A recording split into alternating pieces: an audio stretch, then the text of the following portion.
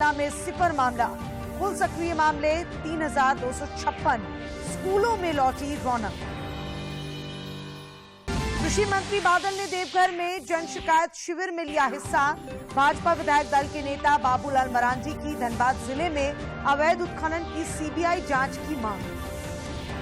और राज्य के कई स्थानों में हल्के से मध्यम दर्जे की बारिश दर्ज।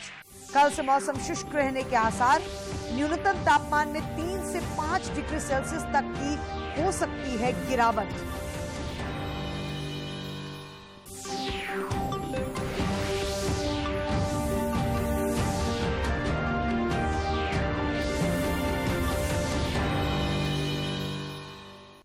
नमस्कार, खबरें झारखंड में आपका स्वागत है। मैं हूं अशीता आनंद। समाचारों में आगे बढ़ने से पहले ये संदेश।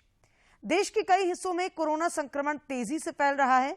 हमारी अपील है कि आप सतर्क रहें और 15 से 18 वर्ष के किशोरों सहित अन्य लोगों के टीकाकरण में मदद करें। कोरोना वायरस के नए स्वरूप ओमिक्रॉन से चिंता बढ़ी है। सुरक्षित रहने के लिए कृपया 3 सरल उपायों का पालन अवश्य करें। मास्क पहनें, 2 गज की सुरक्षित दूरी बनाए रखें, हाथ और चेहरा साफ रखें। कोविड से संबंधित किसी भी जानकारी और मार्गदर्शन के लिए राष्ट्रीय हेल्पलाइन नंबर 011-23978046 और 1075 पर संपर्क करें। और अब समाचार विस्तार से।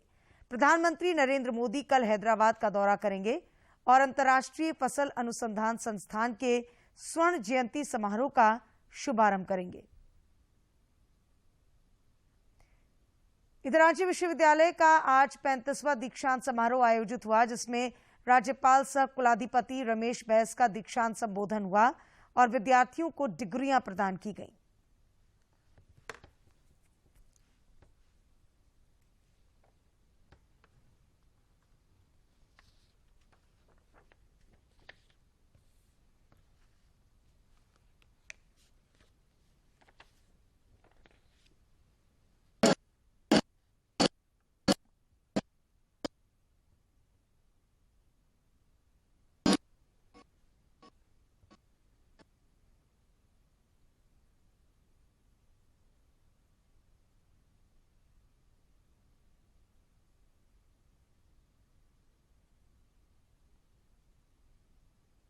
समारोह होता है।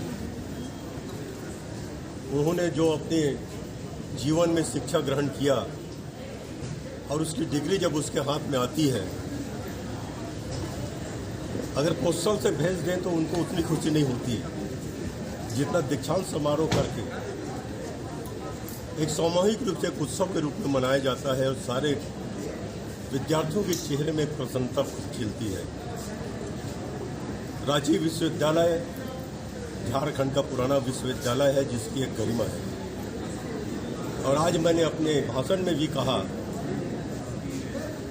कि इस गरिमा को हम और आगे ले जाएंगे और विश्व स्तर पर रांची विश्वविद्यालय का नाम आए। उन्होंने मुझे बहुत हेल्प किए, मेरा गाइड हो, मेरे डिपार्टमेंट के एचओडी हो और जो मेरे सहयोगी सबको मैं हार्दिक शुभकामनाएं और बधाई देती हूँ। विशेष तरुण छात्राओं जिन्होंने आज गोल्ड मेडल प्राप्त की, उनमें महिलाएं सबसे आगे हैं। मैं इतने कहूँ कि किसी को भी अपनी लक्ष्य की प्राप्ति की ओर जाना चाहिए।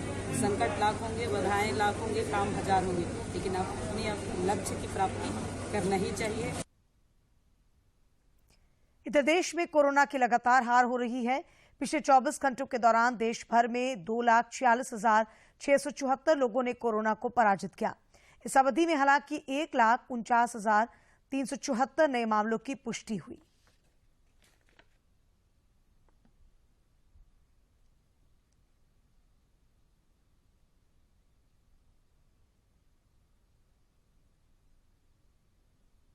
इधर झारखंड में भी अब कोरोना पर कड़ा पहरा लग चुका है।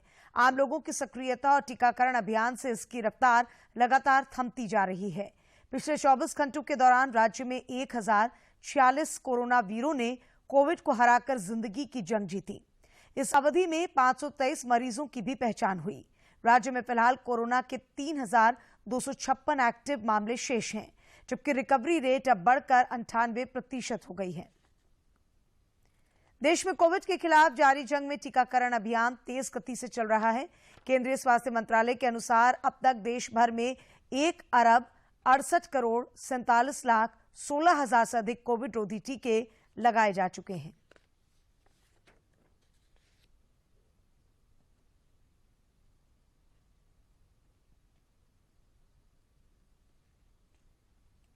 इस बीच केंद्र सरकार ने राज्यों और केंद्र शासित प्रदेशों को अब तक 165 करोड़ 20 लाख से अधिक टीके उपलब्ध कराए हैं। केंद्र सरकार को नीडल फ्री वैक्सीन जायको डी की पहली खेप मिल गई है। ये स्वदेश में निर्मित दुनिया की पहली डीएनए आधारित कोरोना रोधी वैक्सीन है। इधर राज्य में टीकाकरण अभियान सुचारू रूप से चल रहा है। पूर्वी सिंहभूम जिले में भी यह काम अनवरत जारी है।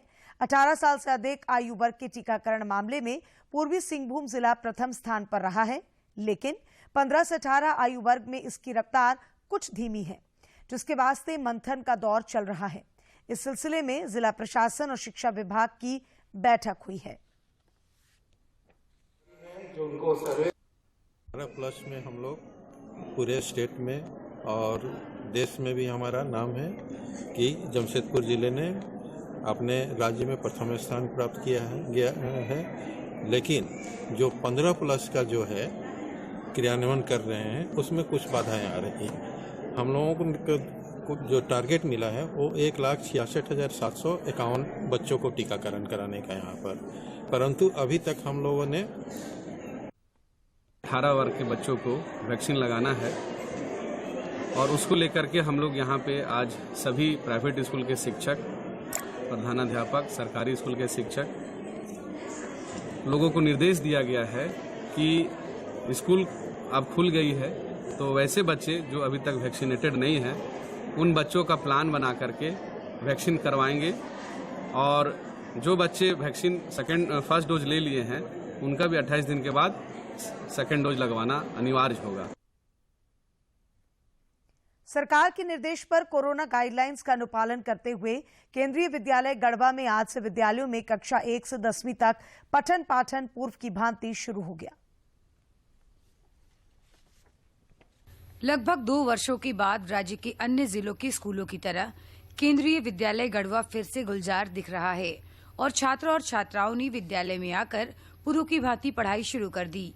आज मैं 2 सालों के बाद स्कूल में आई हूँ। बहुत अच्छा लग रहा है। 2 सालों से घर में बैठे बैठे मन ही ऊब गया था, इसीलिए आज आए हैं स्कूल में और बहुत ही अच्छा लग रहा है। मुझे बहुत अच्छा लग रहा है। स्कूल खुल गया है।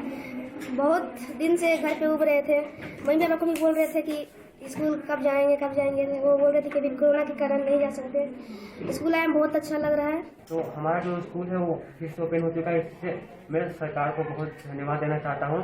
तो हमने सारे प्रिकॉशन को फॉलो करते हुए स्कूल आ रहे हैं। हमारे साथ सैनिटाइजर, मास्क, वाटर बोतल सारी चीजें हमारे साथ हैं। सरकार द्वारा विद्यालय खोलने के निर्णय से शिक्षकों और अभिभावकों में खुशी है तथा उन्होंने इस निर्णय का स्वागत किया है। आज हमारे विद्यालय में 100% उपस्थिति के साथ, जैसा कि शिक्षा विभाग का निर्देश था, विद्यालय खोल दिया गया है और आज लगभग 80% जो बच्चे हैं वो हमारे विद्यालय में आ चुके हैं। विद्यालय के समय के अनुसार सुबह 7:30 बजे से विद्यालय के एंट्रेंस गेट पे अभिभावकों से सबसे पहले सहमति पत्र लिया गया और जिनका सहमति पत्र था उनको ही अंदर स्कूल में विद्यालय में प्रवेश दिया गया। जिनके पास नहीं था उनको विद्यालय से प्रोफोर्मा उपलब्ध कराकर उनसे भरवाकर फिर उनको आज बच्चों का जो विद्यालय खुला है इससे बच्चों में काफ़ी हर्ष है और सरकार का भी यह निर्णय 1 से लेकर 12 क्लास तक के बच्चों का जो निर्णय लिया गया यह बहुत उचित कदम है, क्योंकि 2 साल से बच्चों की जो पढ़ाई बाधित हुई थी उससे भारत देश का भविष्य अंधकार में पड़ गया था।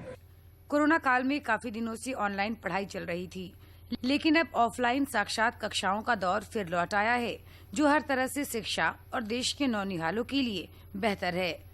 गढ़वा से विजेंद्र तिवारी की रिपोर्ट। स्वास्थ्य मंत्रालय ने नीट पीजी परीक्षा को 6 से 8 हफ्ते के लिए स्थगित कर दिया है। ये परीक्षा 12 मार्च को होनी थी। और अब कुछ खबरें राज्य के विभिन्न जिलों से।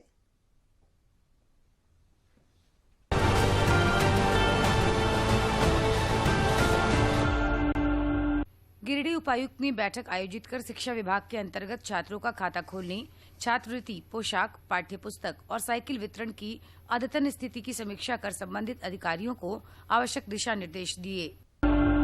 सरायकेला उपायुक्त ने प्रखंड सह अंचल कार्यालय कुचाई का भ्रमण कर संबंधित पदाधिकारियों के साथ बैठक कर सड़कों, पेयजल व्यवस्था समेत अन्य आधारभूत संरचनाओं को सुदृढ़ करने के वास्ते आवश्यक दिशा निर्देश दिए।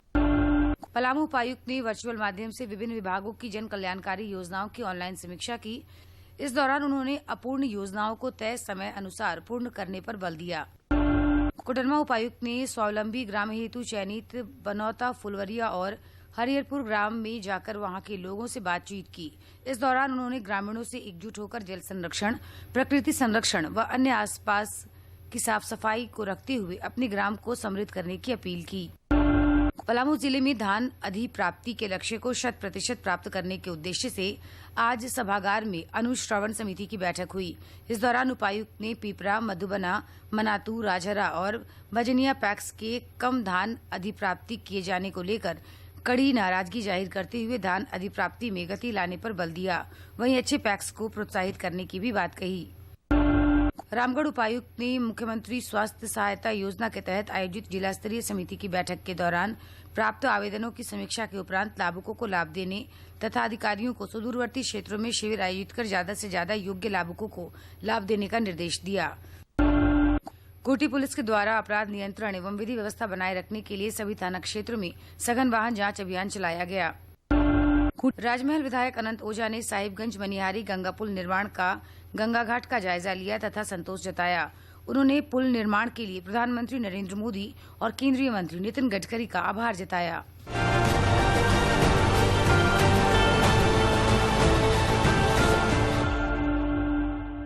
संसद के बजट सत्र की कार्यवाही आज सुचारू तरीके से चली और राज्यसभा में सदस्यों ने संबंधित मंत्रियों से अपने क्षेत्र से जुड़े विषयों पर सवाल पूछे।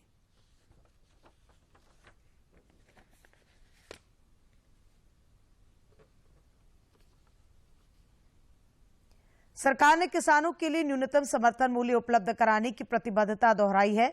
सरकार ने कहा कि इसे और अधिक प्रभावी बनाने के लिए राज्य विधानसभा चुनाव संपन्न होने के बाद समिति गठित की जाएगी। जिसको एमएसपी को समय समय पर परिमार्जित किया जाए या किसान के लिए लाभकारी बनाया जाए। स्वामीनाथन साहब ने जो रिकमेंडेशन की, उन रिकमेंडेशन में भी 14 रिकमेंडेशन ऐसी थी जिसको अंतर मंत्रालय समिति ने उपयुक्त नहीं पाया। उसमें एमएसपी पर 50% मुनाफा जोड़कर घोषित की जाए, ये भी एक रिकमेंडेशन थी जिसे नहीं माना गया था। लेकिन प्रधानमंत्री नरेंद्र मोदी जी ने उसको बाद में आने के बाद 18-19 में स्वीकार किया और निश्चित रूप से एमएसपी अब बढ़कर मिल रही है।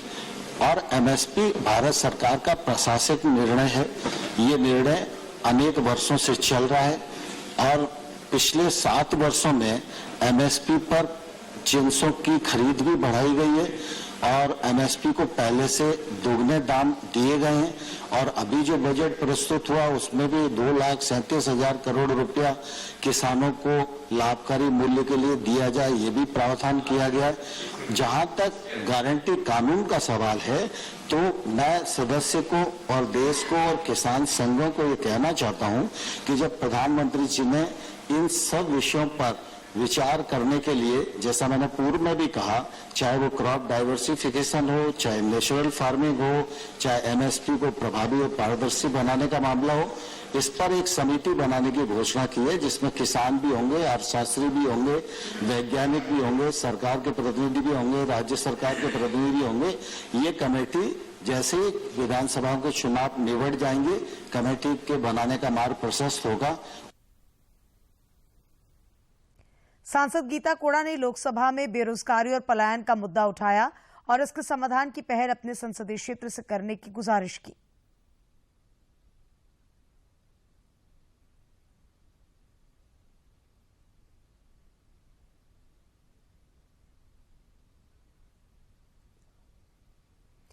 फिलहाल समाचारों में लेते हैं एक छोटा सा विराम।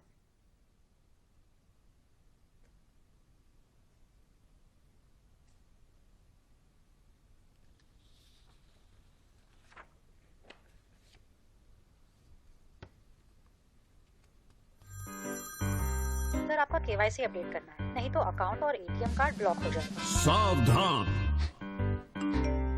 सावधान। 2.5 करोड़ का इनाम मुझे।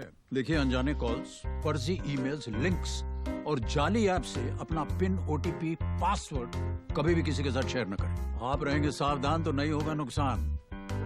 आरबीआई कहता है, जानकार बनिए, सतर्क रहिए। विराम के बाद आपका एक बार फिर स्वागत है। दूरदर्शन झारखंड पर पल पल की खबरों से जुड़े रहने के लिए आप हमारे social media platform Twitter, Facebook और यूट्यूब से जुड़ सकते हैं। क्योंकि खबरों से जितना बाखबर रहना जरूरी है, उससे ज्यादा जरूरी है सटीक, संतुलित और निष्पक्ष समाचार। हमारा ट्विटर हैंडल है DD न्यूज झारखंड और फेसबुक पेज है RNU DDK। आप हमें YouTube channel Jharkhand DD news पर भी देख और सुन सकते हैं।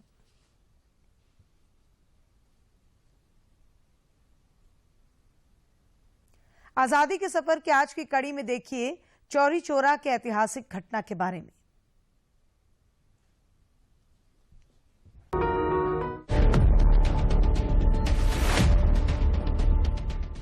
आज से ठीक 100 साल पहले 4 फरवरी 1922 को चौरी चौरा की घटना हुई थी।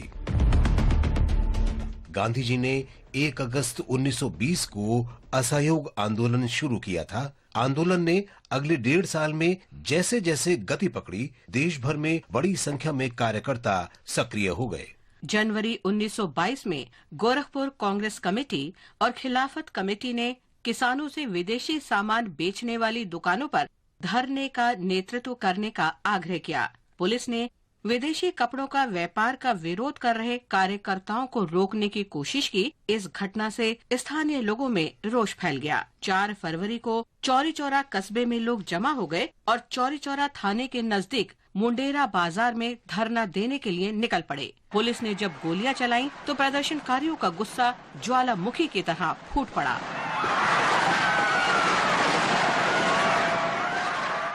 प्रदर्शनकारियों ने पुलिस पर जमकर हमला बोला। भीड़ ने थाने में आग लगा दी। 23 पुलिसकर्मियों की मौत हो गई और पुलिस की काफी संपत्ति नष्ट हो गई। इस घटना से आहत होकर महात्मा गांधी ने असहयोग आंदोलन को रोकने का फैसला किया, जिसे अंततः 12 फरवरी 1922 को रोक दिया गया। चौरी चौरा घटना के लिए ब्रिटिश प्रशासन ने 200 से अधिक प्रदर्शनकारियों पर मुकदमा चलाया। उनमें से 6 की पुलिस हिरासत में मौत हो गई।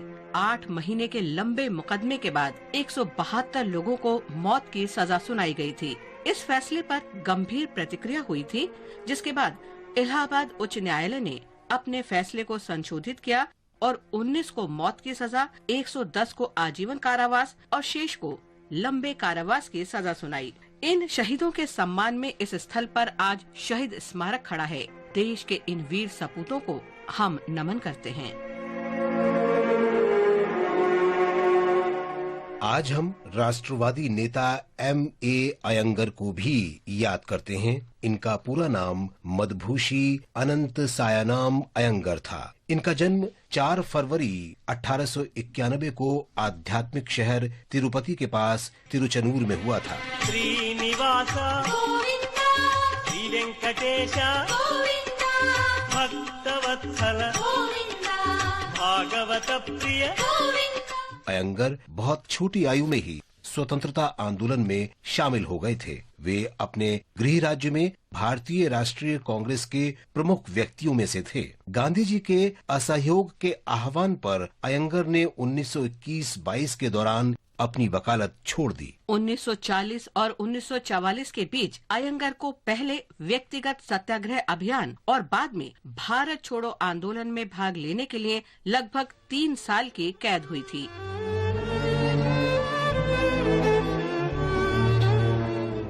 जब जीवी मावलंकर को विधायी कार्यों के लिए संविधान सभा के अध्यक्ष के रूप में चुना गया तो अयंगर को इसका उपाध्यक्ष बनाया गया। 1952 में जब पहली लोकसभा का गठन किया गया तो अयंगर उपाध्यक्ष पद के लिए सबकी पसंद थे। जीवी मावलंकर के आकस्मिक निधन के बाद अयंगर को 8 मार्च 1956 को लोकसभा की अध्यक्षता करने के लिए सर्वसम्मति से चुना गया था। पहली लोकसभा के अध्यक्ष के रूप में अपने संक्षिप्त कार्यकाल के दौरान अयंगर ने स्वयं को संसदीय जीवन में उच्च परंपराओं का योग्य उत्तराधिकारी साबित किया। इस प्रकार अयंगर दूसरी और तीसरी लोकसभा में भी सर्वसम्मत से सदन के अध्यक्ष बने।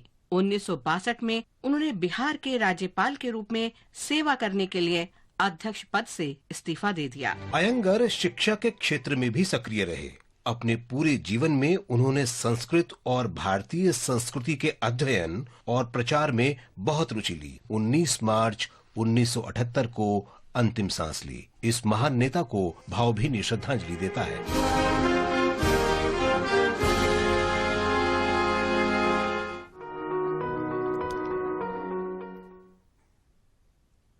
बीजिंग शीतकालीन ओलंपिक खेलों का भारत ने राजनयिक बहिष्कार किया है। प्रसार भारती भी इन खेलों का सीधा प्रसारण नहीं करेगा। गलवान घाटी में चीनी और भारतीय सैनिकों के बीच साल 2020 में हुई हिंसक झड़प को लेकर एक ऑस्ट्रेलियाई अखबार ने बड़ा खुलासा किया है, जिससे चीन की पोल खुल गई है। रिपोर्ट में कहा गया है कि हिंसक झड़प के दौरान गलवान नदी में 38 चीनी सैनिक बह गए थे, जबकि चीनी पक्ष ने 4 सैनिकों के मारे जाने का दावा किया था। इस खुलासे और शीतकालीन ओलंपिक खेलों की चीन द्वारा राजनीतिकरण पर भारत की प्रतिक्रिया बीजिंग ओलंपिक के राजनयिक बहिष्कार के रूप में सामने आई है। गलवान घाटी की झड़प में शामिल अपने सैनिकों को ओलंपिक की मशाल देने को लेकर चीन पर भारत ने कड़ा रुख अपनाया है। That the Chinese side has chosen to politicize an event like the Olympics. I wish to inform that our chargé d'affaires of the Embassy of India in Beijing will not be attending the opening or the closing ceremony of the Beijing 22 Winter Olympics. वहीं प्रसार भारती के CEO Shashi Shekhar Vempati ने tweet कर जानकारी दी है कि DD sports channel Beijing में हो रहे शीतकालीन ओलंपिक के उद्घाटन और समापन समारोह का सीधा प्रसारण नहीं करेगा। 2020 में बेहद ऊंचाई वाली गलवान घाटी पर भारत के हाथों चीन की हार, 4 दशकों में दोनों देशों के बीच सबसे घातक टकराव, नदी में बहे सैनिकों की संख्या बताई गई संख्या से बहुत अधिक है। चीनी सेना ने रात के अंधेरे में ही नदी में उतरकर उसे पार करने का फैसला किया था। सोशल मीडिया शोधकर्ताओं के एक समूह द्वारा उपलब्ध कराए गए साक्ष्य, जिसे द कलेक्शन ने स्वतंत्र रूप से जुटाया है। इस दावे के मुताबिक चीन के मारे जाने वाले सैनिकों की संख्या बीजिंग द्वारा नामित 4 सैनिकों से काफी ज्यादा है। झड़प को लेकर चर्चा को चुप कराने के लिए बीजिंग कितनी दूर तक गया है, खास तौर पर चीन ने मारे गए सैनिकों की सही संख्या की चर्चा से पल्ला झाड़ लिया है। वहीं लोकसभा में दिए गए राहुल गांधी के बयान पर विदेश मंत्री एस जयशंकर ने ट्वीट करते हुए कहा, जनजातीय मामलों के केंद्रीय मंत्री सह भाजपा के वरिष्ठ नेता अर्जुन मुंडा ने आज रांची के नजदीक बुंडू में पार्टी कार्यकर्ताओं और एकल परिवार के सदस्यों के साथ अनौपचारिक बैठक की। इस दौरान उन्होंने बताया कि आजादी के अमृत महोत्सव के तहत इस वर्ष का बजट में अगले 25 वर्ष के विकास का खाका तैयार किया गया है, जिससे आत्मनिर्भर भारत और सशक्त भारत का सपना साकार हो सकेगा। उन्होंने झारखंड में पंचायत चुनाव नहीं कराए जाने पर भी चिंता जताई। कृषि मंत्री बादल ने आज देवघर में जन शिकायत शिविर में हिस्सा लिया और आम लोगों को सुशासन का भरोसा दिया। उन्होंने कहा कि समाज के अंतिम पायदान पर बैठे व्यक्ति तक विकास का लाभ पहुंचाने के लिए सरकार वचनबद्ध है।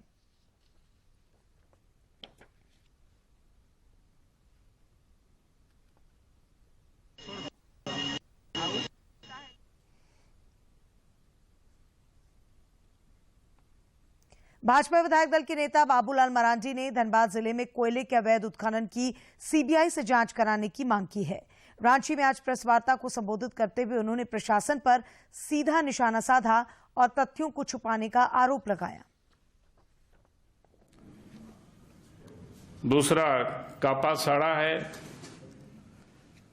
ये दोनों ईसीएल का है, और तीसरा दही बड़ा है, ये बीसीसीएल का खदान है। गोपीनाथपुर और कापासाड़ा जो ईसीएल का खदान है, यह निरसा क्षेत्र में है, और दही बड़ा ये बलियापुर क्षेत्र में है बीसीसीएल का।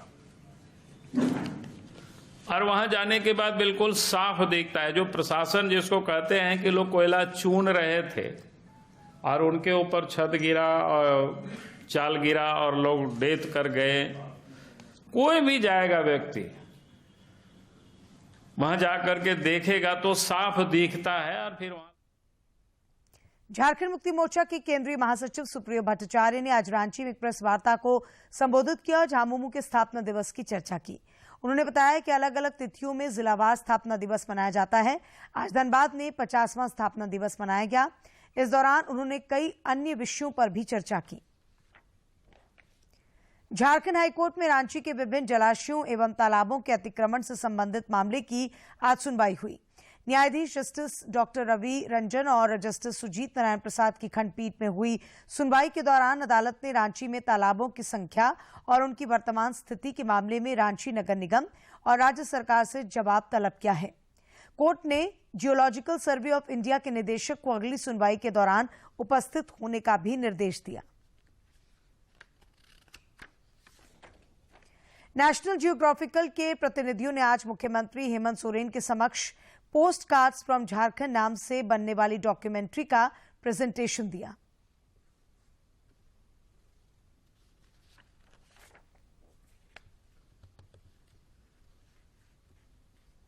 और अंत में मुख्य समाचार एक बार फिर। रांची विश्वविद्यालय के दीक्षांत समारोह में विद्यार्थियों को मिली डिग्रियां, 79 को गोल्ड मेडल। राज्यपाल ने कहा, शिक्षित, कुशल और हुनरमंद युवा समय की जरूरत। राज्य के 13 जिलों में मिले 10 से कम कोरोना मरीज। साहिबगंज और सरायकेला में सिपर मामला। कुल सक्रिय मामले 3256। स्कूलों में लौटी रौनक। कृषि मंत्री बादल ने देवघर में जन शिकायत शिविर में लिया हिस्सा। भाजपा विधायक दल के नेता बाबूलाल मरांडी की धनबाद जिले में अवैध उत्खनन की सीबीआई जांच की मांग। और राज्य के कई स्थानों में हल्के से मध्यम दर्जे की बारिश दर्ज। कल से मौसम शुष्क रहने के आसार। न्यूनतम तापमान में 3 से 5 डिग्री सेल्सियस तक की हो सकती है गिरावट।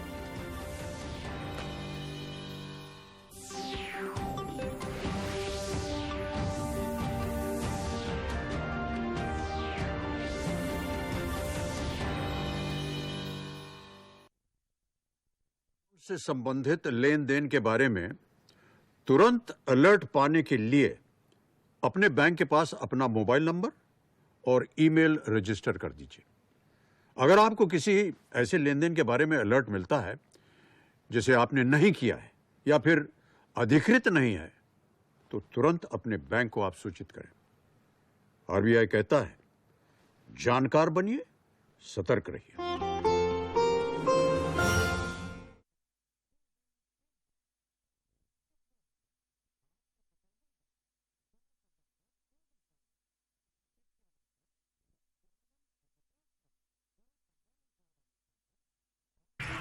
मैं नहीं मानता कि तंबाकू जानलेवा है। मैं नहीं मानता कि तंबाकू जानलेवा है। मैं नहीं मानता तंबाकू जानलेवा है। चाहे हम कुछ भी कहें, कुछ लोग हमारा संदेश नहीं सुनते। मैं नहीं मानता। तंबाकू जानलेवा है। ये चेतावनी हर पैक पर है। इसे पढ़िए और इस पर विश्वास कीजिए।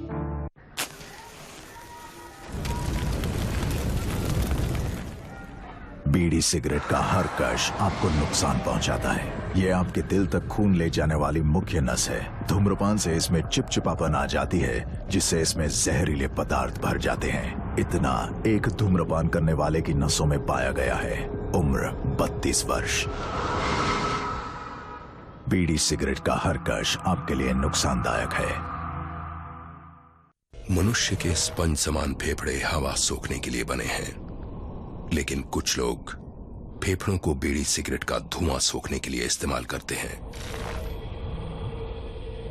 एक आम धूम्रपान करने वाले व्यक्ति के फेफड़ों को अगर आप निचोड़ कर देखें तो इतनी मात्रा में आपको साल भर का कैंसर पैदा करने वाला टार मिलेगा। इतना टार आपको बीमार, बहुत बीमार